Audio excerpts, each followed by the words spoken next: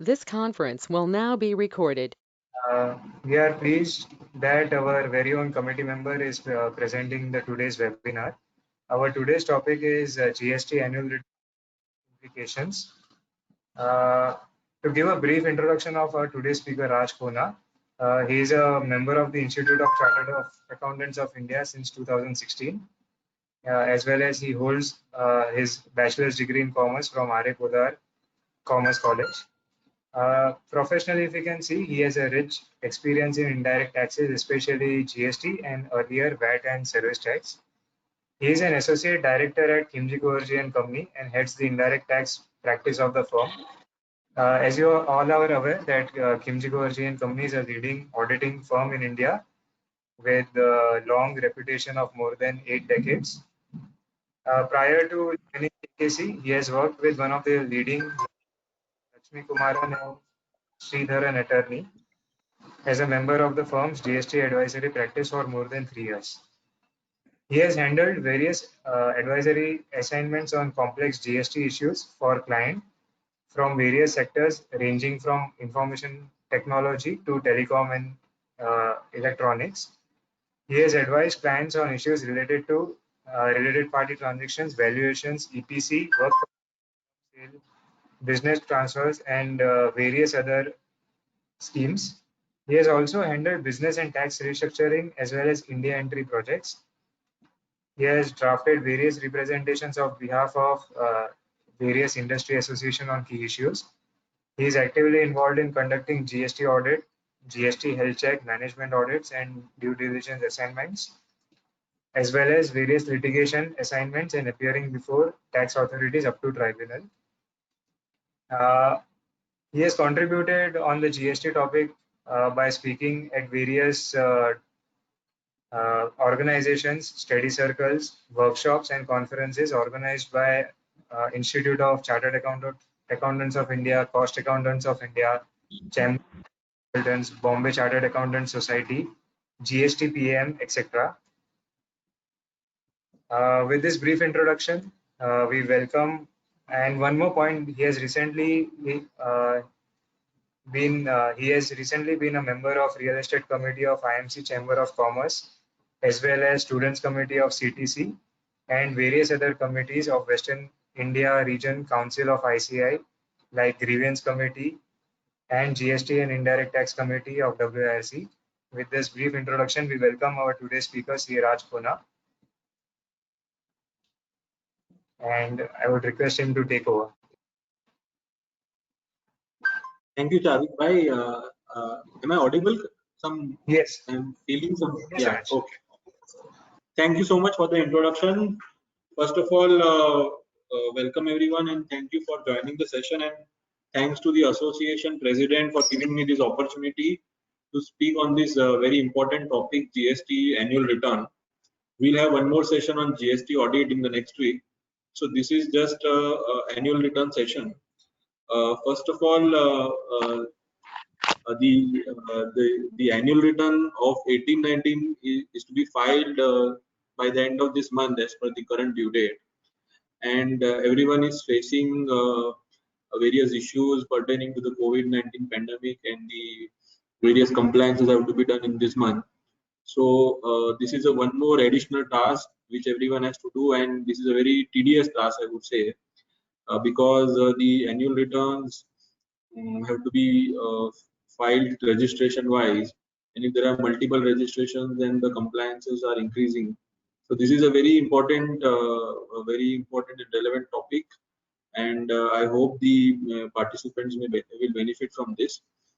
The coverage, basically I would like to cover the following. The annual return basically is a consolidation of all the GST returns which you are filing in the financial year. Currently, the GST annual return and audit which we are doing is for particular threshold limit. So that is also the applicability of the GST annual return. Who is required to file the annual return? So that we'll discuss in the first segment. Then the form, which is the GSTR 9.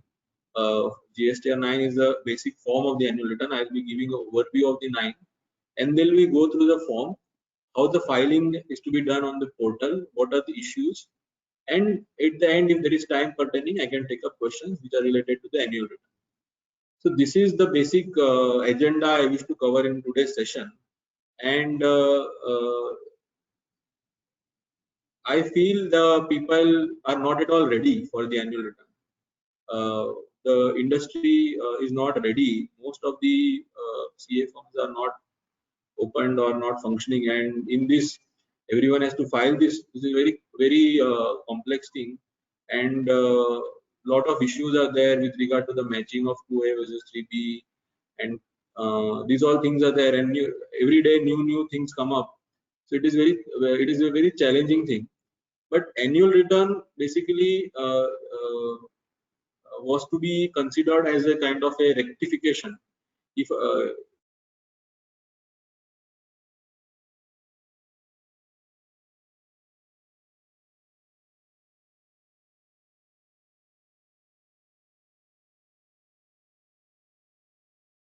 GST, there is no revised return, revised return under GST.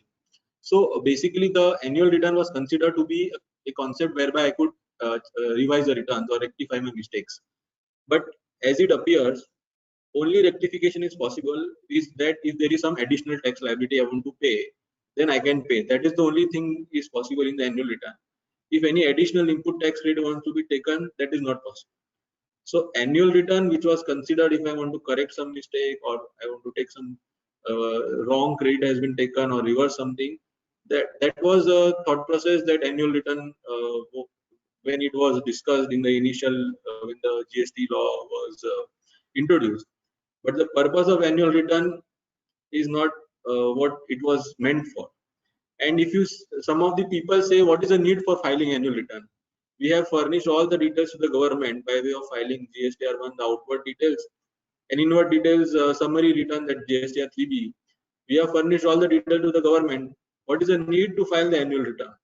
So annual return is just a kind of a confirmation which they are taking that the consolidated figures, whatever you are putting, whether they are telling with the books of accounts and you want to show some additional liability, then you can kindly disclose that liability, or if there are some additional information you want to furnish which you are not furnished in the 3B or the GSTR1, then you can furnish in the annual return.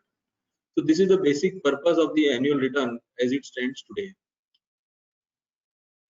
The annual return which we are which we are talking about currently is for 2018-19 only. For 19-20 they are not prescribed any annual return. So today we will be discussing only on the annual return of financial year 18-19, not 19-20. 17-18, I don't know how many people are still remaining to file the annual return.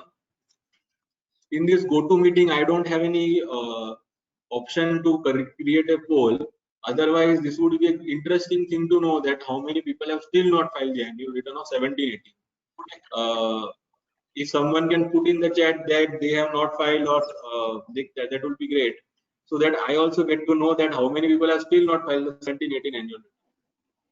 Also, the challenge which people are facing, before I discuss the form only, is that there are the annual return for 17-18 was for the first return. The same format has been continued for 18-19. So there are certain adjustments which are related to 17-18, which have to be made in annual return of 18-19, or some disclosures have to be done. There are no particular amendments or columns for that.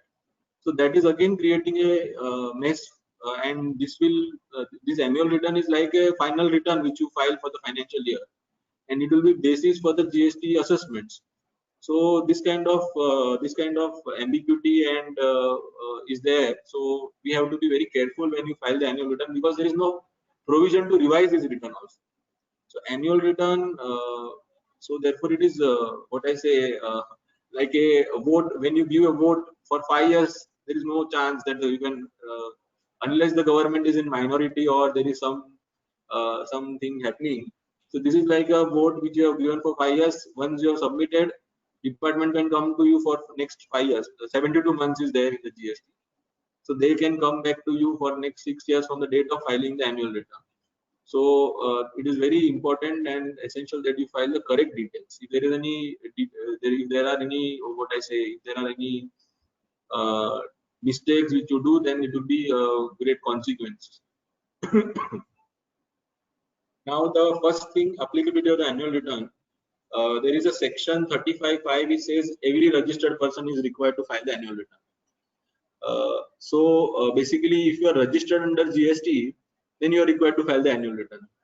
Only exception is given for ISD, visual taxable person, and non-resident taxable person. So that are the three exceptions. Otherwise, if you are registered under GST, you are required to file the annual return. However, there are certain exceptions given for financial year 17-18 and 18-19, where if the aggregate turnover is below 2 crores, then filing of annual return is optional. That is, if you want to file, you file. Otherwise, it is okay if your turnover is below 2 crores. Above 2 crores, it is mandatory. For GST audit, the threshold limit for 18-19 is 5 crores.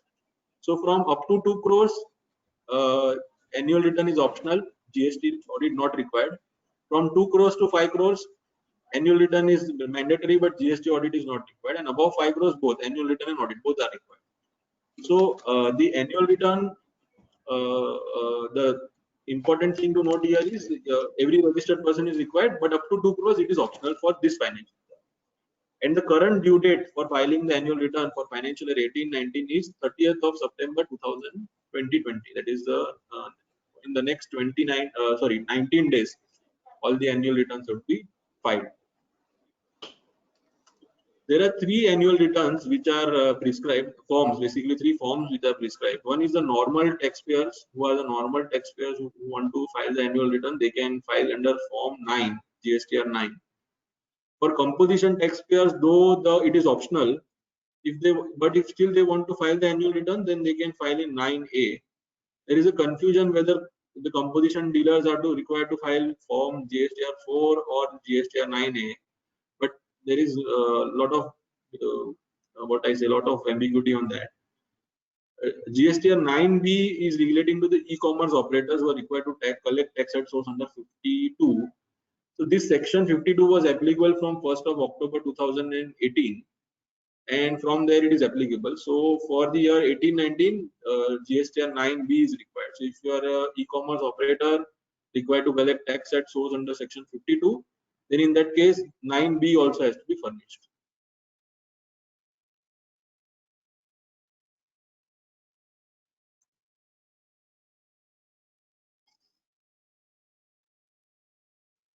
So this is the broad structure of GSTR 9.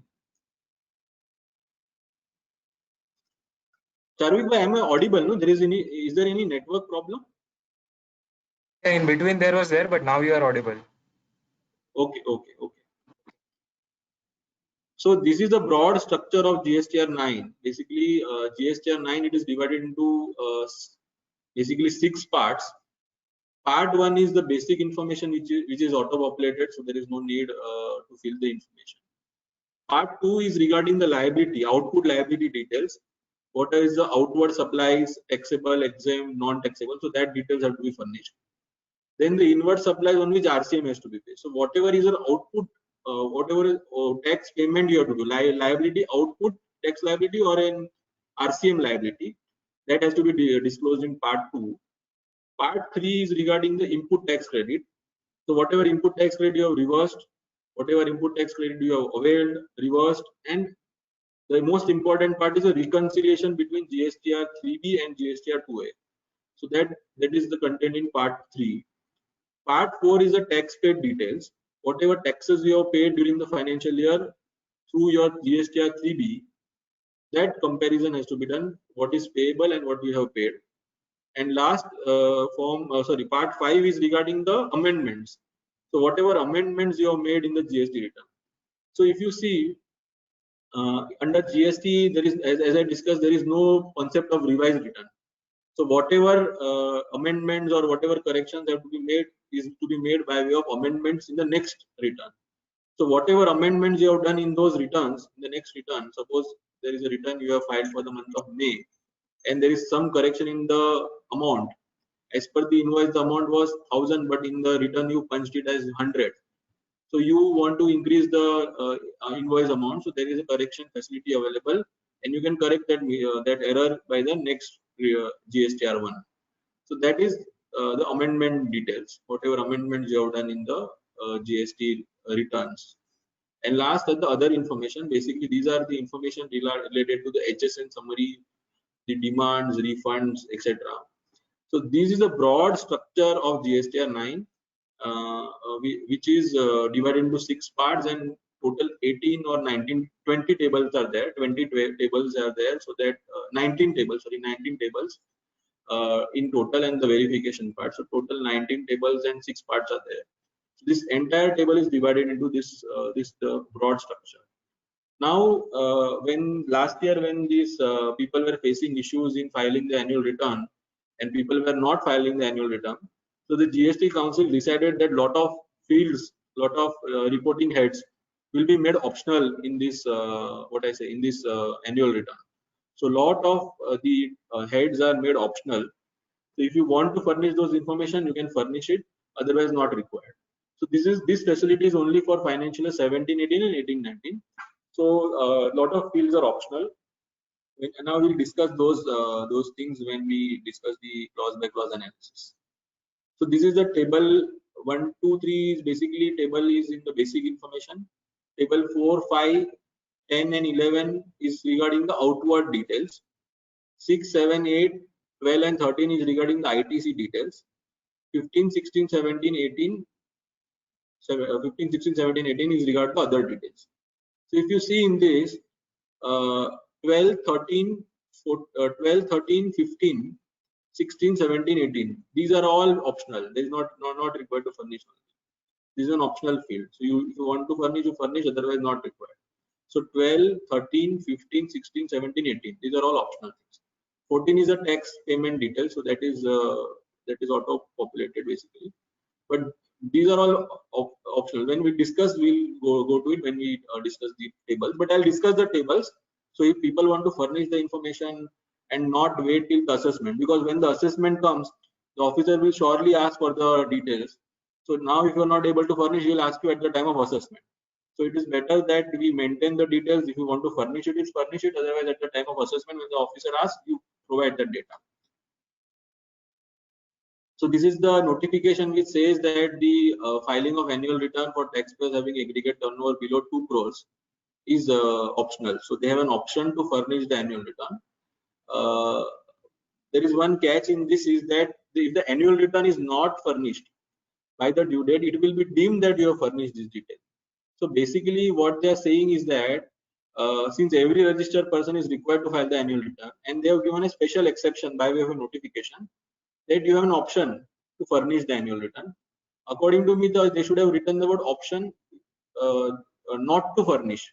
The word should be not to furnish. They should have given the option not to furnish the annual return, but they have given option to furnish the annual return. I don't know what is the way, but still the interpretation is that up to 2 crores, no need to furnish the annual return. Now, what they say that if you don't furnish by the due date, it will be deemed that you have furnished the details. If you're below 2 crores and you have not furnished the data, that the annual return, then it will be deemed to have been furnished. Now, why this deemed to have been furnished is there? One reason which I give is, as I discussed, the period for maintaining your books of accounts or retaining your books of accounts is 72 months from the date of filing the annual return. So if you're not filed the annual return, then how can they calculate this 36 months or 72 months? Sorry, 72 months. So therefore, they have given this proviso which says that if you're not furnished, then it will be deemed to have been furnished. That is the only thing. But there was one circular 124 which says that if you don't furnish by the annual return, then your thing will your filing will be blocked.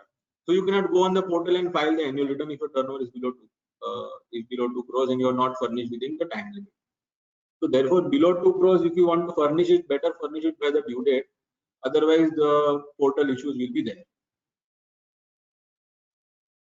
Now, before I move on to discuss the clause by clause thing, there are certain common doubts which I would like to clarify in the beginning only. The first doubt is regarding the whether annual return is to be compulsorily filed. Answer is yes. compulsory, but there are certain exceptions. One is the casual taxable person, ISD, non-resident taxable person, and persons whose aggregate turnover is below 2 crores. Now, aggregate turnover is not your P&L turnover; it has to be calculated from as a GST turnover. So you have to include all your sales, other incomes on which GST is payable, exempt income like interest on FD, your fixed assets sale price, not the profit and loss, your what I say stock transfer between different states. So all that has to be included in the aggregate turnover, and then only this calculation of 2 crores has to be done. So if you are considering having my P&L turnover that the revenue from operations is below 2 crores, therefore not required, or your sale price or sales, what your sales, the sales is below 2 crores, no, not the P&L. You have to calculate as per GST law. So GST law, supplies between distinct persons are taxable. Your sale of computer, laptop, furniture, whatever is being sold, that sale price has to be included. Even if there is a loss in the sale of computers or laptop, furniture or fixtures or fixed assets, the sale price has to be considered. Your exempt income has to be considered, like interest on FD, that has to be included in the aggregate turnover. So therefore, while calculating the aggregate turnover, we be very careful. And in the next session, in which Rajiv Bhai is going to take, he will, I think we will be discussing this concept of aggregate turnover in greater detail, because the threshold limit has to be computed for audit. So that will be discussed in the next session. But as I said, don't go by the P&L turnover. Calculate the turnover as per the GST law, and then see whether it is optional or mandatory for you. Then some people have this what I say, this notion that annual return is only one return for the entire company. Only one return has to be filed. Answer is no. In GST, the state-wise registrations are there, and every state you have to file the what I say, the GST return. So at a state level, returns have to be filed, but the threshold limit has to be computed at an aggregate level. That is a PAN level. So at a company level, you will compute the 2 crores limit, and the annual return has to be filed in state level. So every state you will have to file the annual return. For example, if you are a company registered in 3 states, suppose Maharashtra, Gujarat, and Madhya Pradesh, and the turnover of the all 3 states taken together, aggregate turnover is 2.5 crores, then in that case you are required to mandatorily file the return in all the 3 states. If the turnover in 2 states is nil, but in 1 state is 2.5 crores, still you are required to file the annual return in the other state, because you have taken registration and you have 3 registrations, and therefore you are required to file the annual return. So therefore, it is very essential to see this aggregate turnover when you are deciding whether to file or not to file. And again, for each registration you have to file. Now there are some composition dealers who during the financial year have shifted from the composition scheme to the normal scheme. So in that case, whether they have to fill 2 forms. For the composition period, they have to fill the GSTR 9A, and for the normal, when they are normal taxpayers, they have to file the the normal GSTR 9. So answer is yes. For the composition period, they have to file 9A, and for the period under which they are under normal scheme, they will file the normal taxpayers which are required to file. So these both things are required. Now the 4th question is whether annual return can be amended. Answer is no. Annual return cannot be amended. Annual once filed, is filed. Then whatever has to be done will be done in the GSTR 9C if the GSTR audit is applicable. GST audit is applicable. Whether a registered person with no transaction is required to file annual return. Answer is if only one registration is there, but I have taken the registration, there is no turnover, but still the number is there, I am filing nil return. Answer, it is optional. Up to 2 crores, answer is optional. So, but see the aggregate turnover. If the taxable turnover is nil, suppose your rental income, you have taken registration for rental income and it is nil, but you have a lot of interest on FD, which is more than 2 crores. So in that case, your aggregate turnover exceeds 2 crores and you are required to file the annual return. So aggregate turnover has to be seen while you are deciding. So if there are no transaction, but still you are receiving some interest income, interest on FD, something like that, which is more than the threshold limit of 2 crores, then it is mandatory. Otherwise, optional. Whether person whose registration is cancelled is required to file the annual return? Yes, during the year, if your registration is cancelled, then you are required to file annual return. But again, the aggregate turnover, if it is less than 2 crores, optional. Last question is, any consequences for non-filing of annual return? I think this should be the first question. कि ज़्यादा से ज़्यादा क्या होगा if annual return is not filed? What will be the maximum consequence? So that is again provided, which says that 200 rupees per day, that is 100 rupees CGST and 100 rupees SGST per day of delay you have to file, and maximum 0.25% of the state turnover. So whatever is the turnover in the state of that particular state, maximum 0.25%, and per day 100 rupees. IGST Act, they have not said. IGST no 100, only for CGST 100, SGST. Now I move on to the next form, that is the GSTR 9, wherein I will be discussing the clause by clause forms. Here, very important to note that this form, most of the details in this form are directly auto-populated. So the government has enabled that facility, and most of the details are auto-populated based on the GSTR 1 and GSTR 3B file. So most of the fields in the annual return, they automatically appear, but only some fields are like you cannot edit it, non-editable. Rest all you can edit it. So if there is some kind of a technical glitch in computing the data, you can very well edit the data as per the consolidation prepared by you. So the first step when you are filing the annual return, first thing you have to do is you have to consolidate everything. All your GSTR 1 and GSTR 3B, that has to be consolidated, and the consolidated summary has to be prepared based on the data required in the annual return. So this is the first step. So GST annual return is nothing but consolidation of all the monthly returns, your quarterly returns that have been filed, and based on that only this annual return has to be filed. The basic philosophy of filing, providing the data is based on when the tax has been paid. That is basically from your 3B. Whatever tax has been paid in the 3B, that has to be reported, or whatever is your outward supply, whatever are outward supply in your books, that has to be there in the annual return. If there is difference between the turnover as per the books and as per the GST return, then there will be difference. So annual return, you have to see to it that whatever turnover you have disclosed in the books of accounts, somewhere or in some table or the other, that information is provided, and that will be compared with the tax paid details. That is the 3B basically. GSTR 1 is more basically for the providing the invoice wise details and the details of the credit note, export, etc. But the 3B is the basis, I would say, for 9. 3B and the books, that should be the basis for filing the annual GSTR 9. Now table number part 1, only the basic information. All this is auto-populated: financial year, GST number, legal name, trade name. Point number 2 is details of outward supplies and inward supplies made during the financial year. So in this, all the outward supply details have to be provided, namely the B2B supplies, the B2C supplies, then your zero rated supplies, SEZ supply to SEZ on payment of tax, deemed exports, etc. Now in this table number 4A, supply to unregistered person, B2C, they have said you have to report net of debit notes and credit notes. B2B, export, SEZ on payment of tax, deemed export, all these are mandatory fields.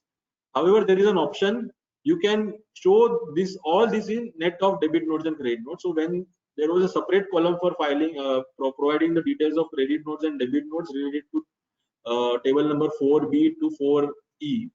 But now you can show them. This field is mandatory, but the debit notes and credit notes can be shown net off. So net of debit notes and credit notes, you can report the figure here.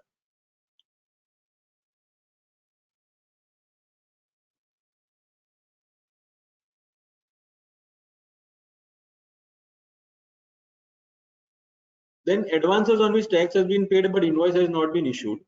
So in this, under GST, what I say is for the goods, the advance was exempted when the GST was introduced. For goods as well as service, the time of supply was receipt of money or the payment or invoicing, whichever is earlier. So if you are receiving advance for goods, it was subject to GST before this 15 November 2017. After that, they have exempted. So for this financial year 18-19, for goods there won't be any advances which have been received on which GST is applicable. But if there are some advances which are related to the period prior to 15th of November 2017, and still the invoice has not been issued, then there might be reporting. You'll have to consider the reporting things. But this again will be forming part of your 9C reconciliation, and not here. Here only the advances which are received in the current financial year for which invoice has not been issued. So that only will be reported.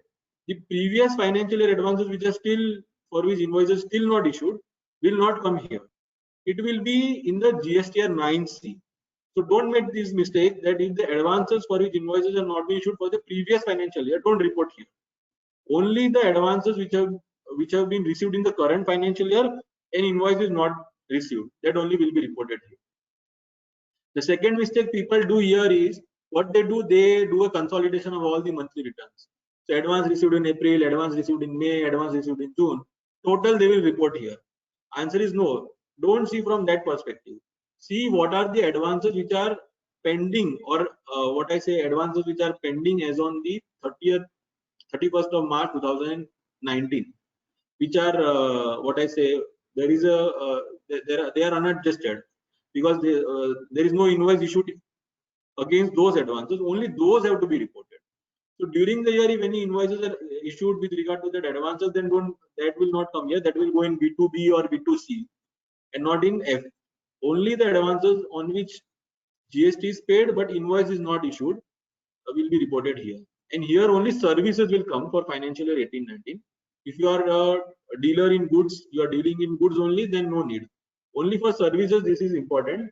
4F. 4G is regarding the inward supplies on which tax is to be paid on reverse charge basis. So in this, all your reverse charge payments will come. Basically, the payments from the lawyers, payments to the lawyers, goods transport agency, your import of services, all this will come in this inward supplies on which tax has to be paid on the reverse charge. This will not include import of goods. Import of goods need not be reported here. It will be only the 9(3), that is the legal service, your import of service, your what I say GTA, your directors. If you're a director and if your company has independent directors and you are receiving services of independent directors and you are paying sitting fees, then all those things will come here. Again, this has to be reported net of debit notes and credit notes. Then I, J, K, and next was L. These were the fields which for which separate details reporting had to be done. But now you can report all these in the respective tables only. So B2B, any credit note is issued, then you can directly net it off in the B2B table 4B only and not report separately here. Debit notes, again, same thing, you can do it. And for supplies or tax declared through amendments, if any amendments are made subsequently, then that also you can report it net of in the table 4B, 4C, 4D, 4E, whatever the column. You can report there only, net off, you can do that, add it or net it off, whatever you want to do. So this is a good thing which they have brought in so that there is no differentiation required. But again, it will be better that you prepare proper records and you see all these credit notes which are related to that invoice details are prepared. Don't go by just the net figure. Proper working should be there with you. How do you derive this figure? Because after 4 or 5 years they will come and do the assessment and will be blank that how the figures have been arrived and what are the basis for which we have given these figures. So therefore proper working should be there. If you go by for the optional fields, you don't want to provide details and you want to provide net of details, then better you better you provide appropriate workings in your files. So this will be subtotal and tax and supplies and advances with taxes to be paid. This will be appeared here. Again, supplies or tax declared through amendments. A lot of people ask me this question whether the non-value amendments have to be reported. Suppose invoice number change, shipping bill number change, invoice date change. No, only the value-related amendments have to be reported. Any non-value amendments need not be reported here. Only the value-related amendments have to be reported. Next is table number 5, details of outward supplies on which tax is not payable. So first, what we discussed was all the domestic transactions, basically the taxes on which, sorry, not the domestic, all the transactions on which tax is payable. Now these are the outward supplies on which tax is not payable. First thing is zero rated supplies without payment of tax. These are nothing but the LUT supplies made under LUT, export supplies made under LUT, SEZ supplies without payment of tax. So all these have to be reported here. 5C is supplies on which tax is to be paid by recipient on reverse charge basis. This is a lot of people get confused in this column. This is the column for the suppliers on whose supplies they don't have to pay the tax, the recipient has to pay the tax. For example, a GTA, a lawyer, they might be registered for some other purpose. A GTA is providing warehousing services. So for the freight income, he will say recipient is liable to pay tax. Lawyer is registered for rental income. But once you are registered, you are required to issue the tax invoice and you have to file the returns also. So when they file the return, they have a table 4B in GSTR1 that from there they have to report all the invoices on which recipient is liable to pay the tax. So if you are such kind of a supplier, then you have to report here. So that data has to be taken from GSTR1 table 4B. Then exempted supplies, nil rated supplies, and non-GST supplies. So these 3 columns, a lot of confusion is there. What is exempted? What is nil rated? What is non-GST? Again, they have made it optional. You can fill the entire details in exempt column only. No need to give any bifurcation of exempt, nil rated, non-GST. So that liberty is given. Only thing is, do you have to be careful with regard to the non-GST, that is the schedule 3 items, except the land building for the calculation of common credits reversal, ITC reversal under rule 40 to 43. There is an you can exclude the schedule 3 items in the turnover. So that has not to be considered in the value of the exempt turnover. So therefore, if you are reporting everything under exempt column, then you have to prepare proper workings and keep in your records, because the department officer might consider the entire exempt income and calculate the common credit reversal also if you are not doing it at the time of assessment. So therefore, it is essential that you do the what I say, the proper workings in place. Then again, credit notes, debit notes, supplies declared through amendments related to the A to F above, that has to be reported. Again, this is optional. You can report net off in the respective columns only.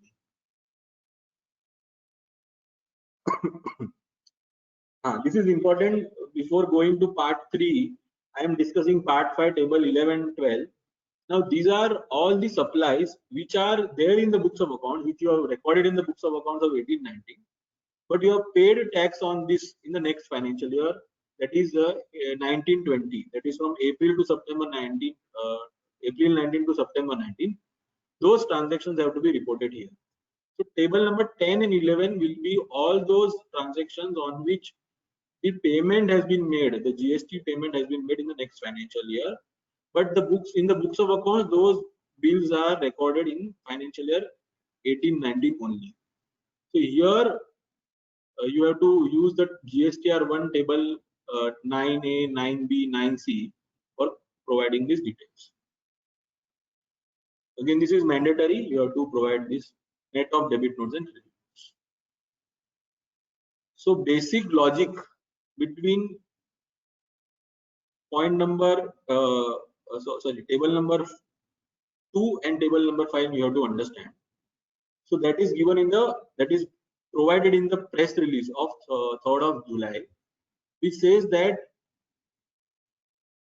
if you have what is the basic philosophy of this press release which are discussed. Whatever turnover is disclosed in your books of accounts has to be reported in table number 4 and table number 10. Table number 4, 5 and 10. Whether it will go in table number 4 or 5 or 10 will depend on when you have paid the tax. If you have paid the tax in financial year 18-19 3B, then it will go in table number 4 or 5 respective column. If it is pertaining to financial year 18-19, recorded in the books in financial year 18-19, but you reported in the next financial year, then it will go in table number 10 or 11. You have to report the turnover, only the tables are different. 3B is filed in 18-19, then in table number 4 or table number 5. 3B is filed in next financial year, table number 10 or 11. That is a basic philosophy. It is given in the press release. Next is part 3, which is basically regarding the ITC details. Very essential. And again, table number 6A is auto-populated. Then table number 6B, this is regarding inward supplies other than import and inward supplies liable to reverse charge, but include services received from SEZ. So this will be, you have to report inputs, input service and capital goods. Now again, they have made it optional.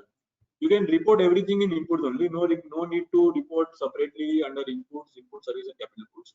So again, this is a trade facilitation method for lower compliance or reducing the compliance burden. Everything can be reported in inputs only. No need to bifurcate between inputs and capital goods.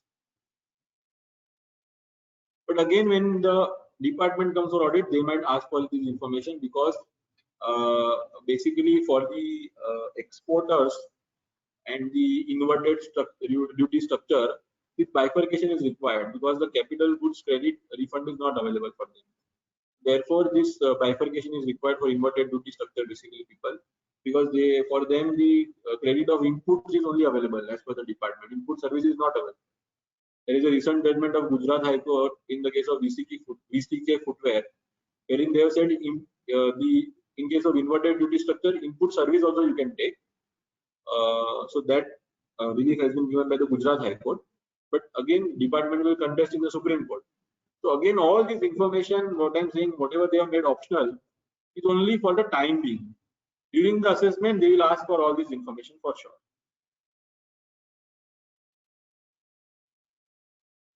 Then inward supplies received from unregistered person liable to reverse charge. Again, now this is not redundant. This is redundant because 9(4) is not applicable during this year. However, after 1/4/2019, for the builders and developers, if you are purchasing certain products like cement, etc., up to more than 80% of the total purchases, if it's from unregistered person, then reverse charge is applicable. Therefore, next financial year this column will be important, but currently this column is not important. Then D is to be for the received from the registered person. And again, C, let me correct myself. C is also important. The presentation has to be changed again. Sorry. In C, you have to report the unregistered purchases also. If you are purchasing from unregistered, like legal services, import of services, separate column, legal service, GTA, etc. If they are from unregistered person, again in C. But now what they have done, there is no need to fill anything in C. You can fill everything in D only. C is made optional. So you need not report what is unregistered. You need not see what your supplier is, whether it's registered or unregistered. If you have paid tax under reverse charge, then everything has to be filled in D only. So that option is given for this financial. Then import of goods, again in table number 6E. Import of services in 6F. That has to be mandatory report. If you are receiving services or input tax rate is distributed from an ISD registration to your registration, then that credit has to be reported in 6G.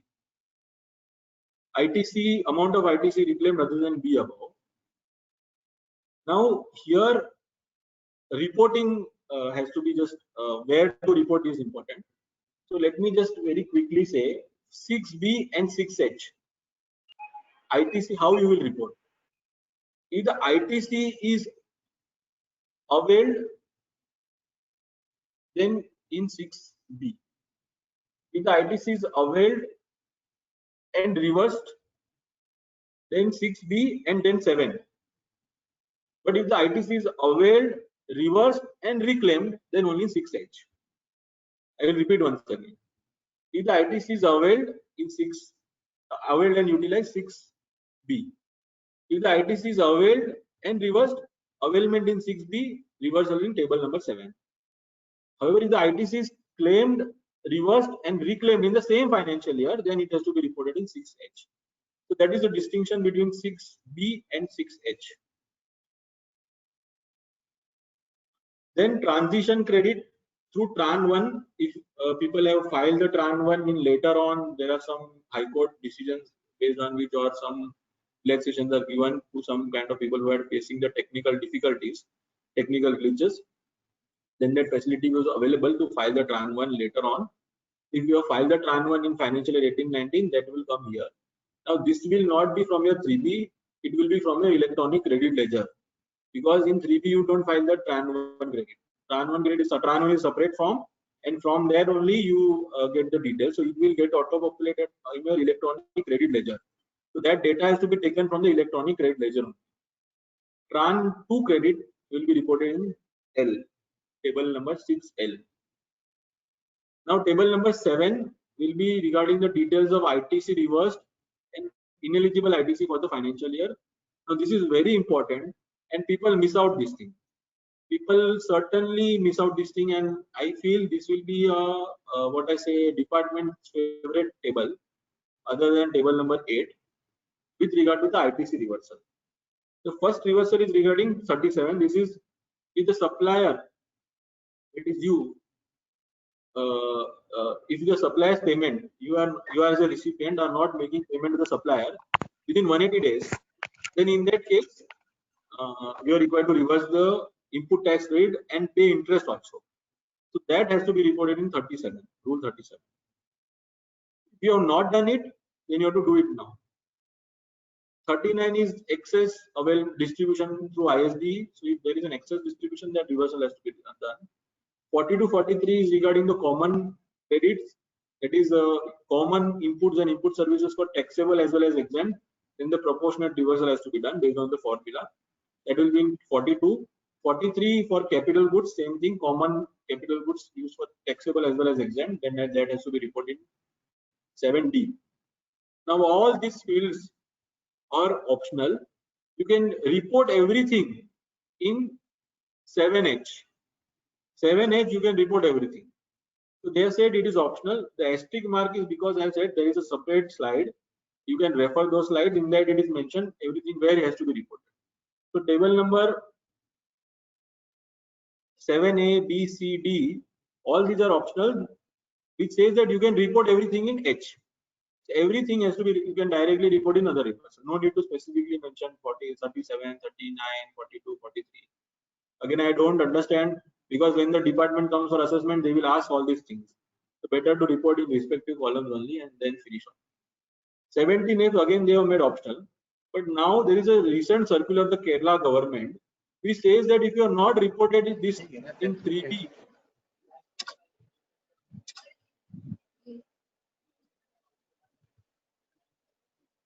yes, the Kerala circular is there, which says that if you have not reported this in 3B, then you report in 9. Now this is nowhere mentioned in other circulars, but Kerala government has recently issued a circular. It says that all the taxpayers who have not furnished the details of ineligible ITC or furnished partial details of ineligible ITC, then in that case you have to correct the mistakes in the following manner. You have to report those things in the table, that is 9. So this is the Kerala circular, which is very important, and other states also might follow it, but other states have not issued any similar circulars. I am not aware. If anyone is aware, you can also let me know. But Kerala has issued the circular wherein you have to report the ineligible ITC. Now this is again a very tedious task, because 18-19 audit will your books will be closed for in 2 years or 1.5 year ago now, and you would have expended all the ineligible ITC in your in your P&L account, and you would have not maintained all this information. Why would someone maintain information of ineligible ITC? Now why this they have asked? Because their settlement is not happening. they are not getting information of the ineligible ITC of those people registered in their state, because that ineligible ITC is the revenue of that state, because a credit chain is snapped and the revenue accrues to that state. So now that information they are asking from the recipients who are not taking the ITC. If I'm not taking any ITC, why would I maintain any record? But now government is forcing me to maintain these records by saying that we are not getting the revenue. Therefore, you report these details so that we will get that revenue. There is a dispute between center and state that what is how the allocation has to be done. So that is a dispute between center and states. But now for this, the taxpayer is being harassed. This is again to be taken care. Then reversal of Tran 1 credit, Tran 2 credit has to be done here, and other reversals in H. This is very important. The reconciliation between the GSTR 2A and 3B has to be done here in table number table number 8. So this ITC as per 2A in table number 8A is auto populated now, so it will get auto populated from the 2A. Till last month we did not know from where this figure came. We were, most of the people, I don't know if someone has got this information, could reconcile. He is a very good he's a very lucky person that he could reconcile this information. But most of the people never got the reconciliation, because how that figure was arrived, no one knows. But now they have given the basis, they have given the information. You can download the information from the portal, and you get the details of the invoices which are appearing in table number 8A. Then table number 8, 6B and 6H will be reported in 8B. So this will be your forward charge only, no reverse charge. There is no comparison of reverse charge payments here. Only your forward charge payments will be credits will be reconciled here. So in your 2A, only the forward charge information is given. Now they have given the import details, etc. That is for the from July 20 onwards. But we are talking about 18-19, and this 2A is only had contained information of forward charge payments. So all your invoices on which forward charge was applicable. So only that has to be reconciled here. Then the B is regarding the 3B, whatever you have taken in 3B, 6B and 6H, it will get auto-populated here. C is you have taken the credit in the books of accounts, but you have reported or you have availed it in the next financial year. So that will be reported here. So books of accounts, that credit is there, you have reported in the next financial year. Or invoices pertaining to financial year 18-19, supplies invoices pertaining to 18-19, and you have booked and availed in the next financial year. So both cases you have to report in 8C. So then only it will get tallied. So what will come in 8C? You have booked the credit, but claimed in the 3B of April to September of the next financial year. You have not booked the credit. You have not taken the credit in the 3B also. But supplies invoice is dated 18-19 from 1st April 18 to 31st March 19. All those information has to be given in 8C. Then only this will get reconciled. If there is any difference, then that has to be negative, can be negative also. So positive difference is there, then there is no issue. The remaining credit will not be available anyhow because you are not claimed only. But if negative credit is there, in future you have to analyze what is the issue. So we'll be discussing the thing. But here one important thing is to be done is that all this reconciliation you have to do vendor wise. You cannot do on a total basis. A vendor wise reconciliation is required. It is possible that in one vendor there is excess, in the other vendor there is less, that is shortfall. So you cannot say that total basis I will do it. Vendor wise reconciliation has to be done in this, and therefore they have given an option to provide all these details in a PDF format. So in a PDF format you can provide in the GSTR 9. When you are filing the GSTR 9, you can provide these details in a PDF format. So that PDF format you can do the upload the information, and they can disregard this. That information you can provide in PDF format.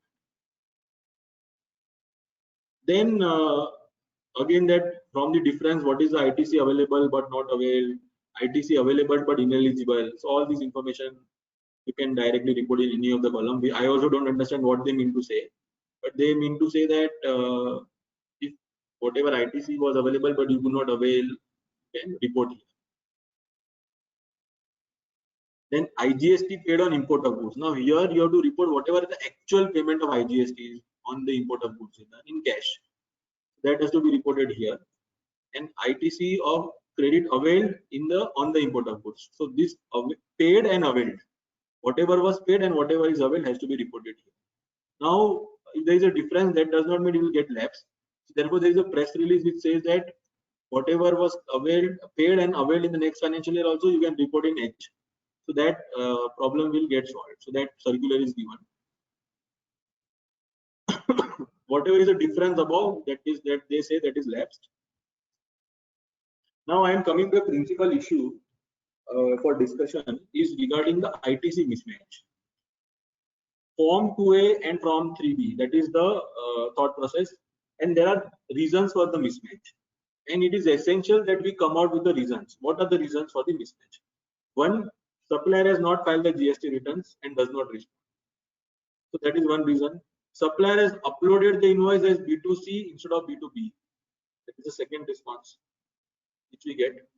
Then supplier has filed the return, but invoice is not appearing. Now, where the invoice is one, we don't know. But he has filed the GSTR 1 and 3. Supplier has filed the GSTR the return, but the value is incorrect. It is possible.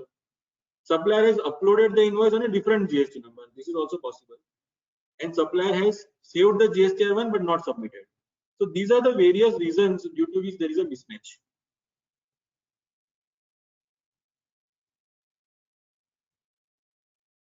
So this mismatch can be due to these various reasons. Now, what needs to be done? If you see the GST return filing mechanism which was contemplated, you have to upload the data in GSTR1. That data will get downloaded in GSTR 2A, the 2A of the recipient. Then recipient could take action on those invoices. What action can be taken? He can accept the invoice, he can reject the invoice, he can modify the invoice, or he can add the invoice also. So this action the recipient could take. But now the system itself failed and there was no uploading possible. So downloading to chhodi do. But later on uploading was possible, but downloading as a viewing facility only was given. So uploading, then downloading, but now the 2A as it stands, there is no accept, reject, accept. But this is contemplated. Then again 2A, once it is accepted, rejected, then your 2 is prepared. And whatever action you have taken, the supplier has to accept or reject the modifications you have done or the amendments you have done. Once he accepts or rejects, his GSTR 1 gets auto amended. And finally, GSTR 3 was to be filed. So this was the entire matching principle envisaged in the GST law, but this is now not at all functional. Everything is stopgap. And the stopgap arrangement was GSTR 3B and GSTR 1, and 2 and 3 were in abeyance, and 2A was a viewing facility. Now, where the GST law provided for matching, and we could take action on an online system only. We can tell the department that I have received this invoice, but the supplier has not filed the return by way of adding that invoice.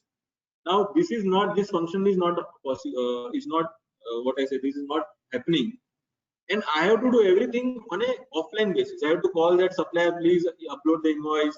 Invoice is not appearing. Kindly please upload it. I have to send 3 reminders to him. Then only he will upload. So now, what was envisaged to be an online matching system is now becoming an offline matching system. So therefore, the matching itself was not possible due to this system failure. Then how can you say that I will deny you credit which is not appearing in your 2A? Because the system itself is a faulty system. But still, there is a system, and department officers will see this. The first thing they will see is what is in your 2A and what is in your 3B. And if there is any excess credit taken in 3B, then they will scrutinize everything, and they will make your life happy.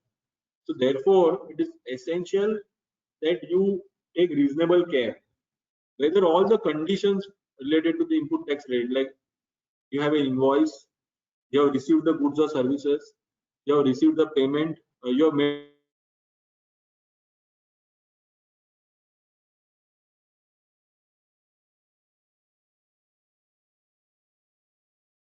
supplier within 180 days from the supplier's end is in his hand. You cannot force the supplier to file the return. Only you can say, I will not do business with you if you don't do it. But that is in his hands.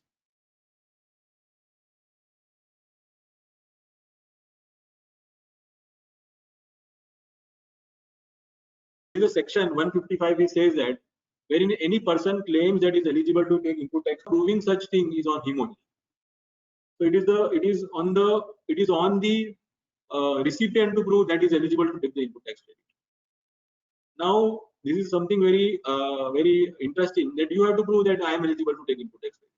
Now how will I know that person has filed the GST returns? You can go on the portal, search know your taxpayer, or in that you can search. But whether my invoice has been reported or whether in tax paid by or the invoice he has issued to me, how will I know that from the portal? That information the department has to give it to us. Then only we'll be able to see it. Now they have started the functionality from this 2B and all this have started. In 2A also you can see 3B and 1 status against the invoices. So that functionality has now started. But for the prior period, how will you see all these things? So that is one thing. But again, section 155 is there. Then press release of 2018 is important, which says that 2 is only a viewing facility. Based on 2A, you cannot say that credit is not eligible, something like that. It is only a viewing facility. So that press release is also there. However, there are some judgments which are against and which are in favor also. The Mahalakshmi Cotton judgment of the Bombay High Court, in that similar provision was there under the MVAT Act and they disallowed the credit. But now Mahalakshmi Cotton was a different case, wherein there was a kind of a the supplier and the recipient, they are convened. There was some kind of a millibugger between them. Fake companies were formed, all those things were there, fake bills were issued. And in that case, the court upheld the section. However, in the judgment, there is a paragraph 51 which says which talks about the affidavit filed by the state government, Maharashtra state government. And in that affidavit, they have stated that before recovering any tax from the buyer or the recipient, we will recover from the supplier who has collected the tax. Only in the case supplier is not traceable, we cannot recover the tax from him, we will approach the recipient.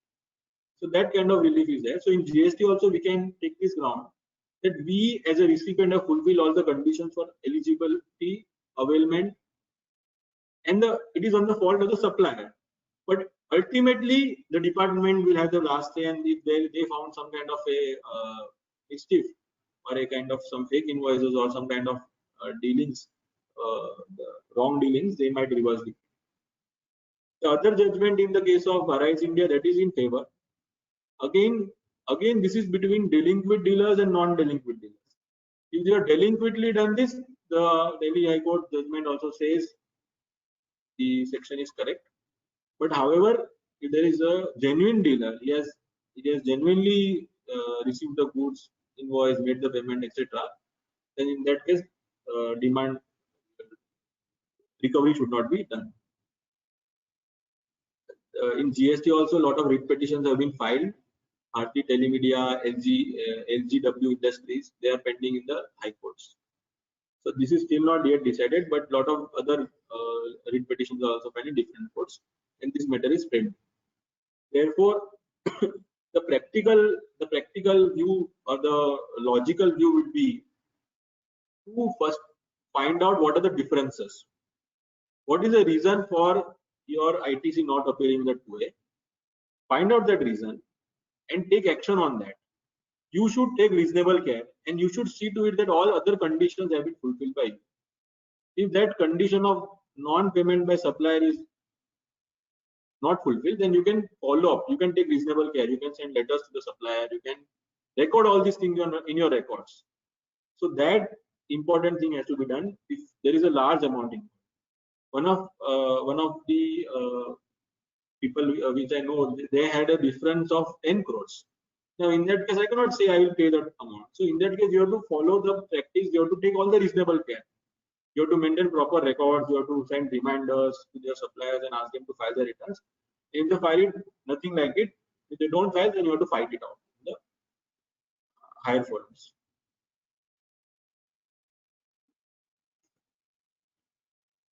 Part 4 is again related to the tax paid details. Now, this will be basically a tax column number 3, 4, 5, 6. It will be auto-populated from your 3B only. That will directly come from your 3B. Payable will come from your whatever you fill in the above. Table number 4, 5, 6, 10, 11. All this will come from there. Any payment to DRC 03 will not be accounted here. It will be directly to be reported in reconciliation sheet. 12 and 13 again optional.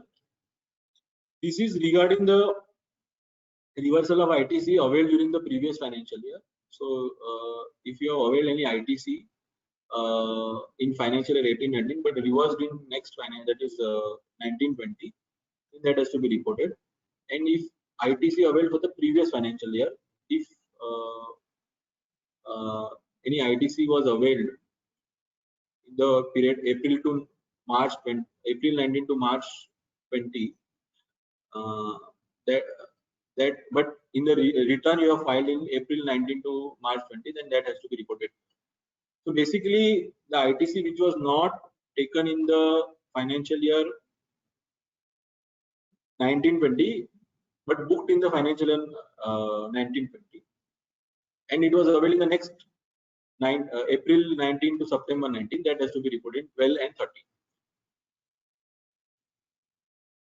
But this is again optional. No need to provide this information if there is no such kind of information available.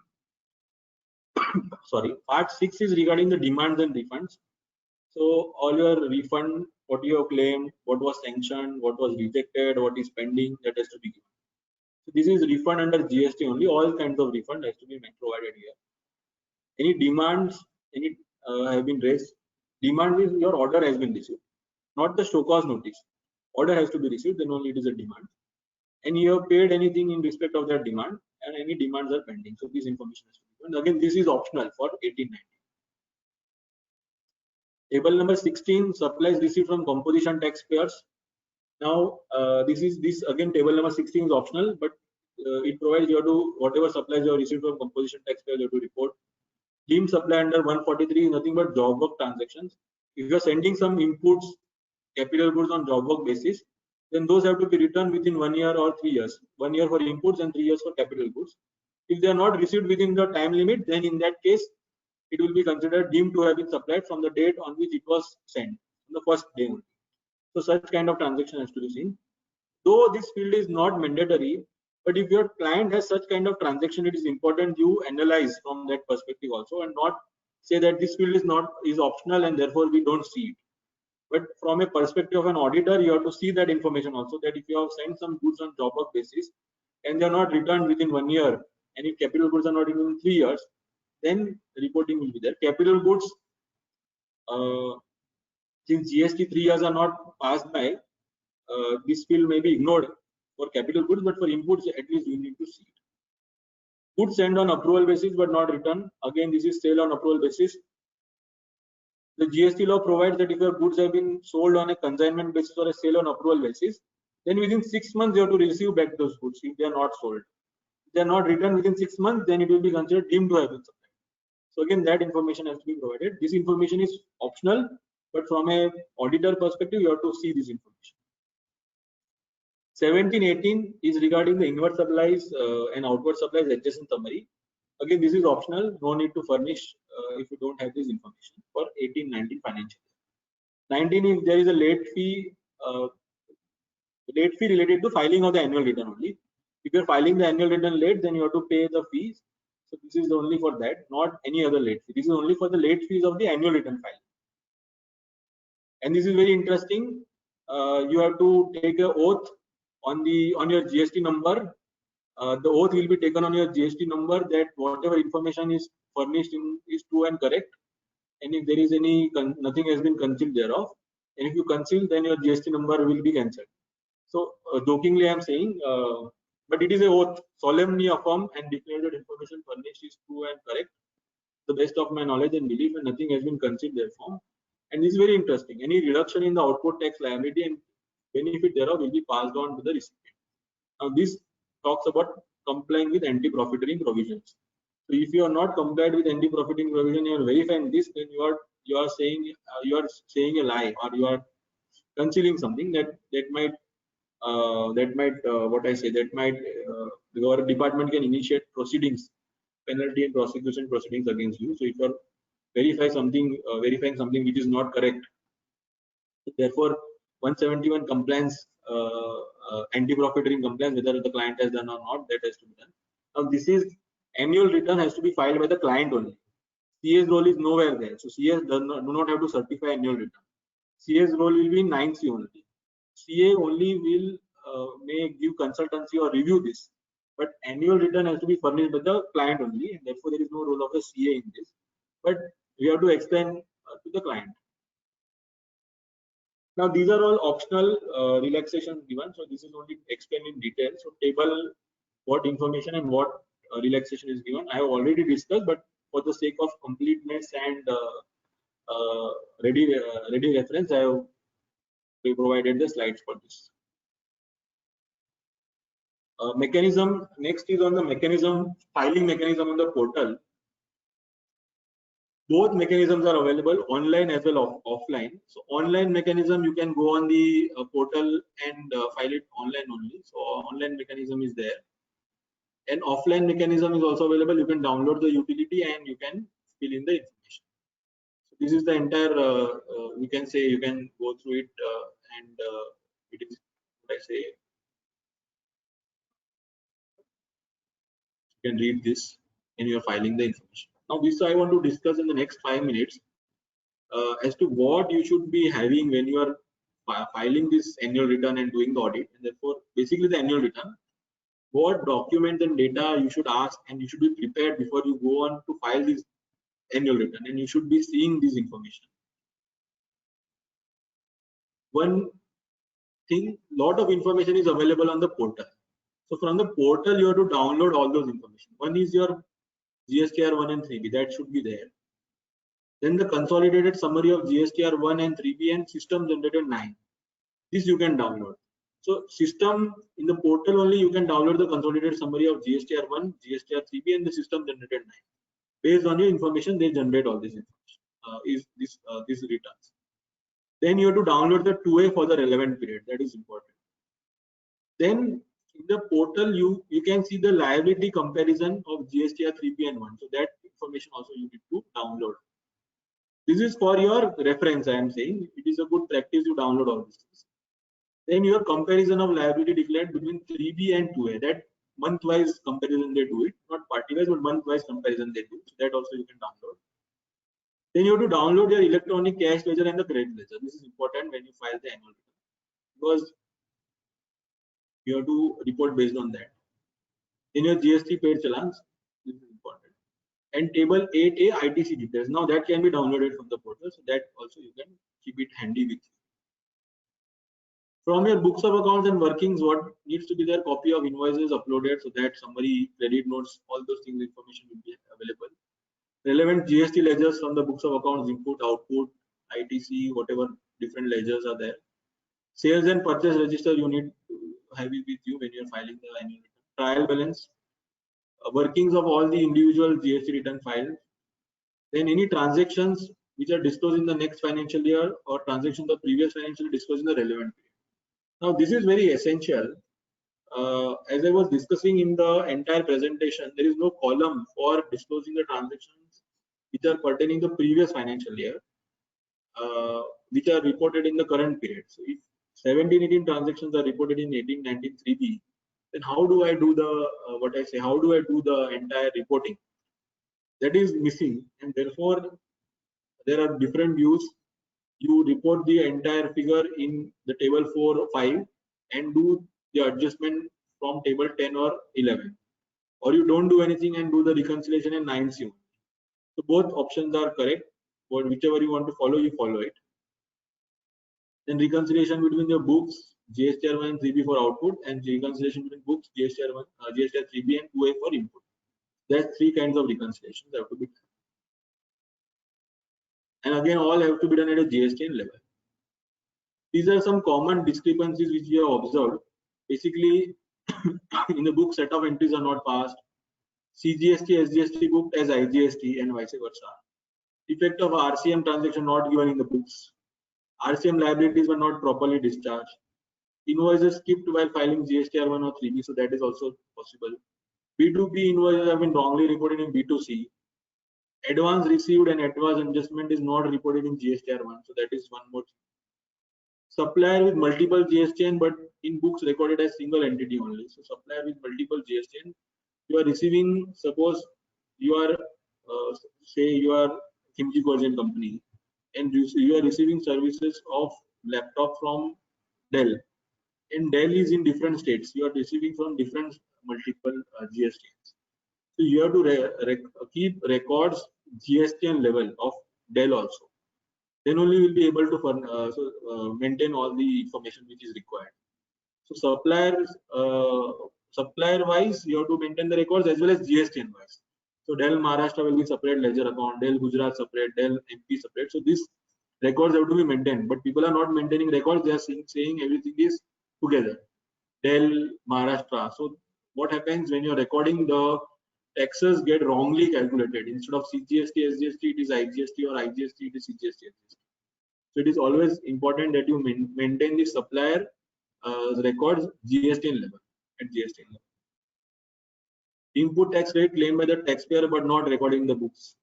So that information is required. Additional input tax rate can be taken by the taxpayer. Credit taken in the wrong branch or under wrong GST. This is again all these common discrepancies. So all these are common discrepancies which we have come across or we have seen while doing this kind of work, and we have tried to share. These are all basic issues. I have not covered the advanced issues because we have very short time, and the basic purpose was to take you through the entire GSTR 9 and what are the issues we are facing or what are the precautions we need to take while filing the GSTR 9. So now I would be happy to take up any questions. Before that, I would like to thank the association for giving me this opportunity and for the audience for the patient listening. Yes, over to Charming bhai. I think there are no written questions as of now. We request participants, if there are any questions, you can directly ask.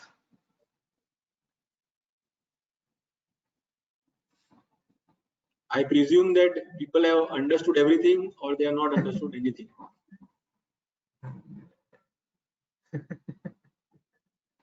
No, you have explained it very well. So that's why I think there are no questions.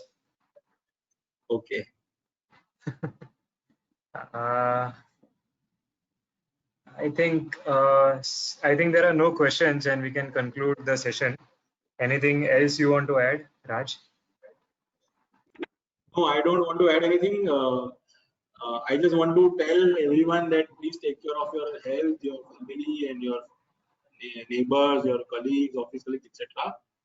And try to maintain social distancing, etc. This will be very challenging times.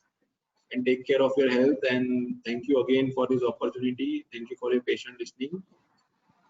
If there are any questions or anything you want to discuss offline, you can contact me. My contact details are available. This presentation I will circulate in the groups also. So Charik bhai will circulate it. So anything you want to discuss, you can connect also. There is one question which is just received. Okay. In table number 8A, invoices of 1718 also appear. How to handle that? Table number 8A, 1718 invoices also appear. Okay.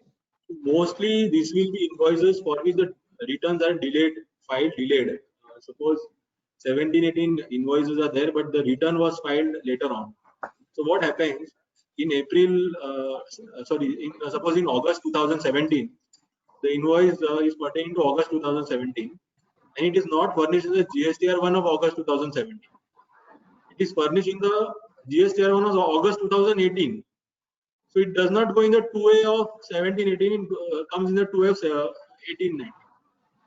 So that you have to ignore. If the credit is taken in the previous financial year only, then this is a system problem, and therefore you should ignore this. No issues in that. Has it been answered? Yeah, I think. Okay. Yeah. There are no further questions, and I would request our Vice President Gautam Shah to present a hearty vote of thanks to today's speaker. Thank you, Charvik Bhai. Good evening, everyone. Before I give vote of thanks to our today's speaker, CA Raj Kona, I would like to thank all of you for participating in this webinar. We are continuing with this series. We are having technical sessions. We have covered non-technical sessions, and all your participations and encouragement is really helpful to us. And we are intending to continue this practice. Next week, we are having again an interesting session from GST expert Rajiv Bhai Luthia on GST audit. Very, very interesting and a relevant subject. Coming to today's topic, I'm not going to comment anything on technical aspect of GST because Raj is there with us. So whenever we find any query on GST in audit, we just call up Raj and he gives us all the solutions. So, but I'm sure all the participants would have got a very good knowledge about today's subject, and he has covered all these practical aspects as well as flowchart, the way explaining it. It's a very new subject today, evolving every day, new things coming up. But Raj has covered the subject in a very, very nice way, which I'm sure everyone got an understanding. So thank you very much, Raj, for giving us such a good knowledge about GST subject and accepting the invitation and always being with the association, participating in all the activities. And thank you very much, all the participants. Stay safe, take care of your health, and have a nice evening. Thank you very much. Thank you, everyone. Thank you, Gautam Bhai. Thank you, Charvik Bhai. Thank you, Ghanshyam sir. Thank you very much. Yeah, so now we can. Thanks, Raj. Excellent presentation. Raj, Thank you. just one query. Yeah, please tell me. Yeah, see 17-18 there was an advance received on which GST has been paid. The bill was raised in 18-19, but in GSTR 1 we could not adjust that advance against the bill amount. So how do I reflect in my 9C now? No, 9C it will be as per the books, whatever is 9, the. sorry, 9. In 9, what will happen is that it will not come in 9 only. It will not be reported in 9 because in your 3B it will not be there only, because 3B it will be net off. It will be advance adjustment and invoice. So in 3B the effect will be nil. Only it will be there in your GSTR 1. So in 9, according to me, this kind of information will not come only. In 9, this information will not be reported.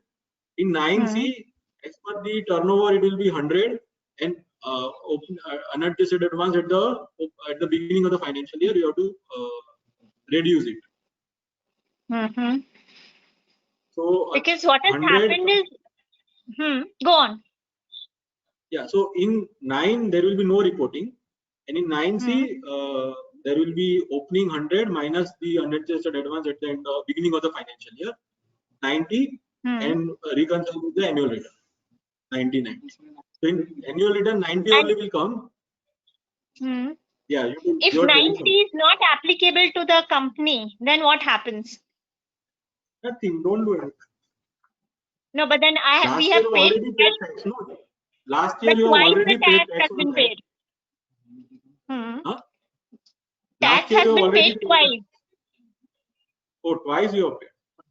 Yeah, because once as an advance, and second time when the bill was raised, this was not netted out through oversight.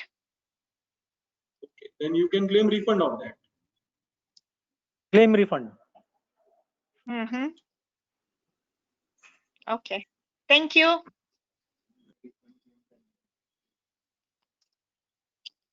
And Hmm? anyone else wants to ask anything? I'm there.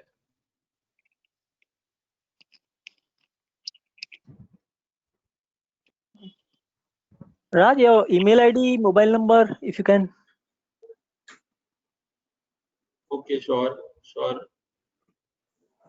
In the presentation that will be there, so Okay. you Okay. can refer that. You are there in the group, no, sir? Yeah. Yes. KDO group, no? Yes, KDO.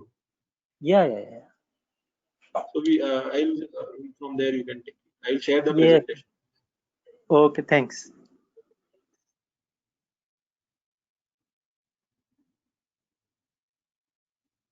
Okay, so can we end, Tariq bhai? Yes, we can. Thank you very much, everyone. Things will come up when we'll do this 9 and 9C. That time we'll ask. Sir, you have not started yet. Sir, you have not started. You are saying you will do it now. You have to end now. No, something we have done. Some are left. Okay, good. Yeah. Okay.